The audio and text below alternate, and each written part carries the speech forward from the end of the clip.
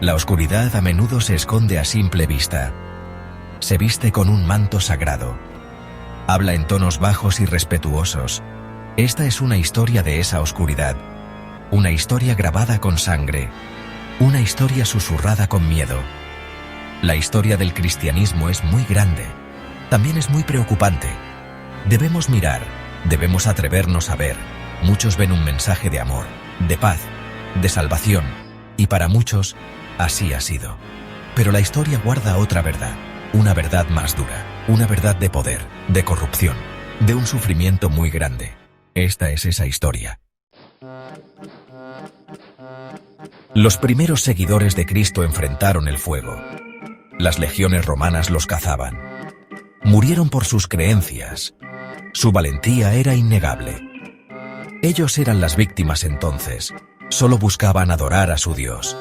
Su mensaje se extendió en secreto, en susurros, en catacumbas, una fe de los oprimidos. Pero incluso entonces, las sombras se movían. Los debates eran intensos, con fuerza.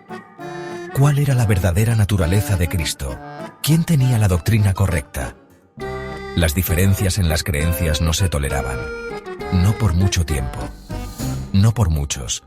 Aquellos considerados herejes eran expulsados. Eran condenados. Con crueldad.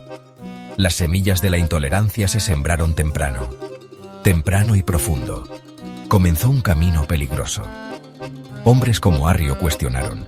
Desafió la idea principal sobre la Trinidad. Sus ideas se extendieron. Como pólvora. Ganaron seguidores.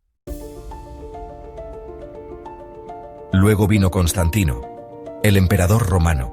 Vio la cruz en el cielo, una señal de victoria, o eso creía él. El cristianismo ya no era una fe oculta, entró en los salones del poder.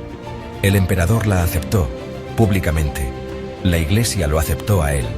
Con entusiasmo, se formó una alianza decisiva, un trato con el poder terrenal. El poder había entrado al santuario. El poder lo cambia todo. Corrompe. La iglesia ganó riqueza, mucha riqueza. Ganó influencia, una influencia nunca antes vista. Ganó apoyo imperial, el apoyo más fuerte. El emperador Teodosio I la convirtió en la religión del Estado. Los templos paganos fueron cerrados. A la fuerza, sus tesoros fueron tomados.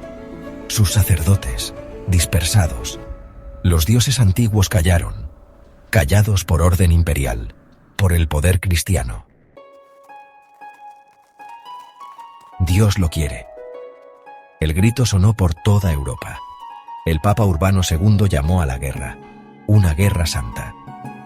O así la llamaban, para recuperar Jerusalén del dominio musulmán.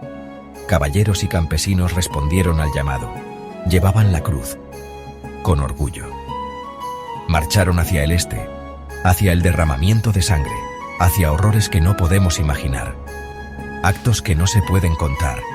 Por Dios, decían ellos, por su Dios. ¿Fueron estas guerras realmente santas? ¿O se trataba de poder, de tierras, de robar, de ganancias terrenales? Las razones estaban mezcladas, terriblemente mezcladas. La codicia se mezcló con la fe. Muchas veces, sin poder distinguirlas, la ambición usaba una máscara sagrada, una máscara engañosa. El viaje mismo fue brutal. Comunidades judías en Europa fueron masacradas por los cruzados, incluso antes de llegar a Tierra Santa. Sus primeras víctimas no fueron el enemigo declarado. Jerusalén fue tomada en 1099. La matanza fue enorme. No hay palabras para describirla. Testigos oculares hablan de sangre que llegaba hasta los tobillos. Hombres, mujeres, niños, musulmanes y judíos. Nadie se salvó. Sección 5. La Inquisición. El reinado del miedo. El Papa necesitaba controlar las creencias. Totalmente. La herejía se estaba extendiendo, como una enfermedad contagiosa. O así lo veía Roma. Así nació la Inquisición, una herramienta terrible, un tribunal especial, formado por clérigos leales, para encontrar herejes, para interrogarlos, para hacerlos confesar, por cualquier medio. El miedo se convirtió en su arma más grande. Un miedo que helaba la sangre y estaba en todas partes. Nadie se sentía realmente seguro. En ningún lugar. Frailes dominicos y franciscanos se hicieron inquisidores. Eran juez y fiscal. Todo en uno. Los sospechosos tenían pocos derechos. Casi ninguno. Las acusaciones eran a menudo secretas. Anónimas. La tortura estaba permitida. Aprobada oficialmente. Aprobada por bulas papales, directamente del Papa, para sacar confesiones, para quebrar la voluntad. Sección 6. Guerras de religión. Hermano contra hermano. La Reforma rompió la unidad cristiana. Martín Lutero, Juan Calvino. Desafiaron a Roma. Sus voces sonaron en muchas naciones. Nuevas formas de entender la fe surgieron rápidamente. La respuesta de Roma fue muchas veces violenta.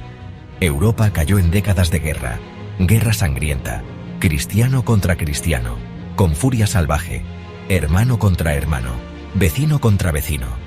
Por la fe verdadera, cada lado estaba convencido. Cada lado convencido de que tenía toda la razón.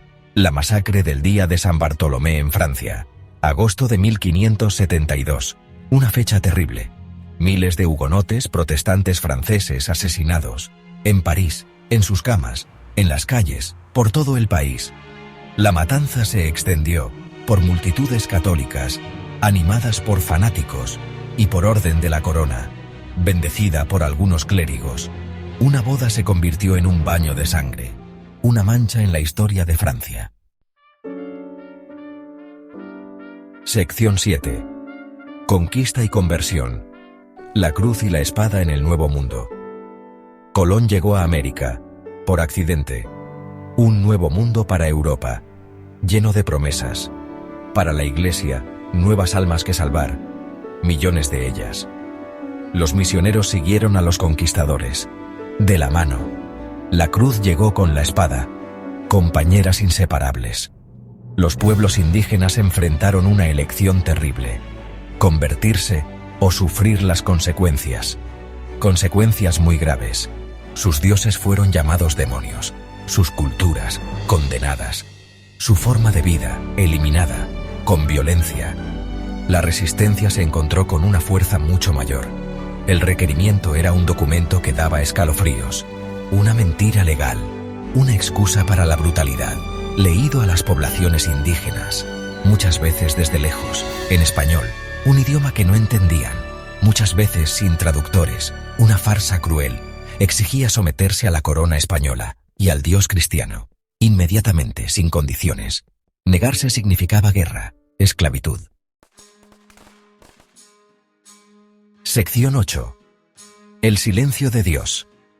Complicidad y controversias en tiempos modernos. El siglo XX trajo nuevos horrores. Guerras mundiales. Genocidios. Y la Iglesia enfrentó nuevas preguntas. Sobre su papel. Sobre su silencio. El Holocausto es un desafío muy grande. Las acciones del Papa Pío XII todavía se discuten. ¿Hizo lo suficiente para condenar a los nazis? ¿Pudo haber hecho más para salvar vidas judías? Deschner y otros historiadores críticos señalan problemas. El Concordato del Vaticano con la Alemania nazi, firmado en 1933, al principio del gobierno de Hitler. Los críticos dicen que le dio validez al gobierno de Hitler. Quienes lo defienden dicen que fue para proteger a los católicos. Los hechos históricos son complejos y preocupantes. El silencio de Roma, para muchos, fue ensordecedor. Mientras millones de judíos eran asesinados sistemáticamente, una falla moral para muchos. En otros conflictos también se cuestionó el papel de la Iglesia. En Ruanda, durante el genocidio de 1994, algunos sacerdotes y monjas participaron en el genocidio. Traicionaron sus promesas, su humanidad. Otros arriesgaron sus vidas para salvar gente. La institución misma parecía paralizada, o peor, cómplice en algunas regiones, a través de su gente. Las líneas entre el bien y el mal se volvieron borrosas. Sección 9. Un ajuste de cuentas con la historia. legado y lecciones. La historia es larga. Muchas veces es oscura. La historia del cristianismo no es simple. Es como un tejido hecho con luz y sombra, con actos de amor increíble, de sacrificio y actos de crueldad que no se pueden contar, de opresión. Ignorar la oscuridad es no hacer justicia. A la verdad, a las víctimas. Su sufrimiento pide ser reconocido. Sus voces deben ser escuchadas, incluso ahora. El trabajo de Karlheinz Deschner nos obliga a enfrentar este pasado incómodo, este pasado sangriento. Él dice que la criminalidad no es algo raro, sino un patrón que se repite, un hilo preocupante. Cuando la fe se une con el poder terrenal. Cuando la verdad absoluta reclama autoridad absoluta. Cuando la compasión se pierde por el dogma, por reglas estrictas, los resultados son muchas veces trágicos. Trágicos sin poder evitarlo. La historia lo muestra, una y otra vez. ¿Esto niega lo bueno? ¿La caridad? ¿El consuelo que la fe ha dado a miles de millones? ¿El arte? ¿La música? ¿Los hospitales? No necesariamente. No puede borrar todo lo bueno, pero complica la historia. Mucho. Exige humildad, de los creyentes, de las instituciones.